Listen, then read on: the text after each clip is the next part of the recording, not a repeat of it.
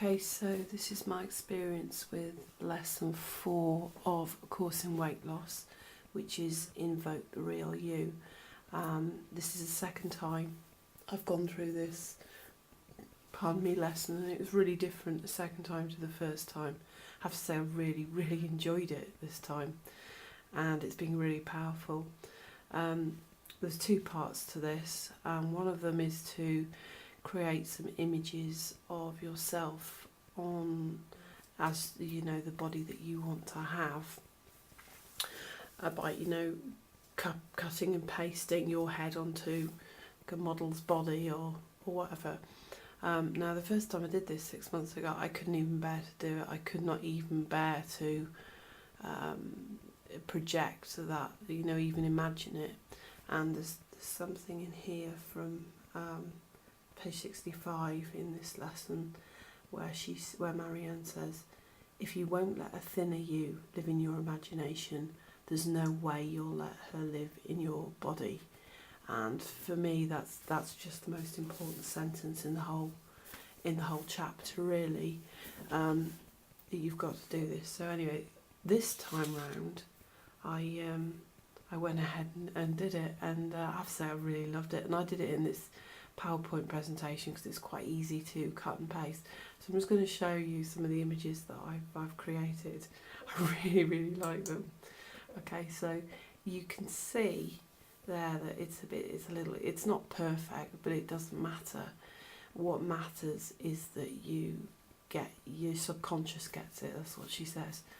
And I got all of these images from it's a website called Pepperberry, and it's great because, as you can see, these models are not stick insects, and that's, my body will never be like that, and I don't like it. These bodies of these models here are, that's what I would, that's what my ideal would be.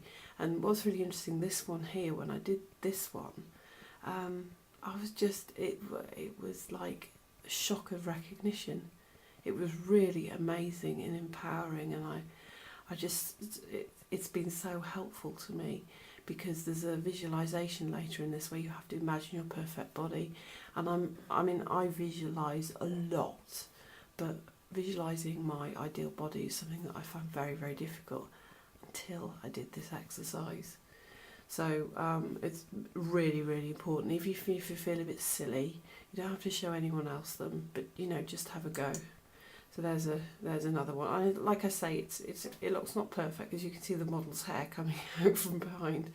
And the way you do it is you just open up a PowerPoint, and then you can put the pictures from the website, whatever, on there. And the great thing about PowerPoint is you can just position your own picture on your own head over the other one. So that's really good there.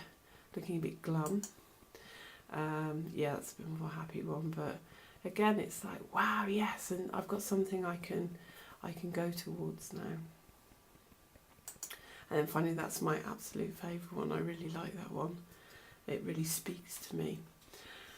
So the second part of this lesson was writing to your thin self, and when I did this 6 months ago, it was very kind of heart-wrenching, and I felt very separate and distanced, and like I couldn't even begin to get near this ideal self.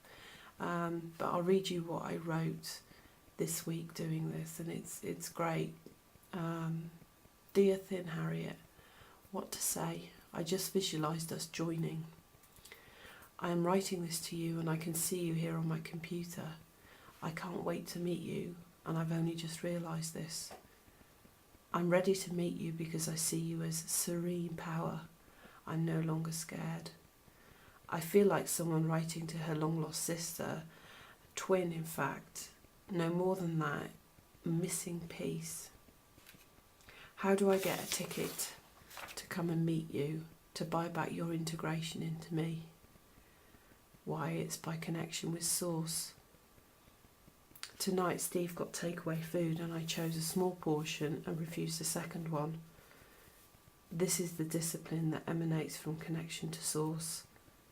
See you very soon. in excitement, Harriet. And Thin Harriet writes back, Dear Harriet, I love you. I can't wait to see you. I'm here for you. I'm part of you and my rightful place is in you. I love you like food never could. There are no words. Thin Harriet. So that was really, really exciting. And, you know, I'm walking around now, and when I'm looking at my food choices, I'm really thinking, do I want this more than I want to meet this missing piece of me? And the answer comes back, absolutely no. So I was very tired. This was this afternoon. I was very tired, and I was going to pick up the kids from school. I thought, I'm just going to go and get a big bar of chocolate. And I walked down the street and I thought, do I want the bar of chocolate more than I want to meet my ideal self? And it was a struggle. I must say it was a struggle because I really wanted it. But my feet went to get the kids. They didn't go to get the chocolate. And I was struggling and I was swearing at myself. But I did it, and that for me is like amazing. And that for me is how amazing this book is. That it can. I'm actually doing the things that are right for me from having read it. Okay, I hope this helps. Bye.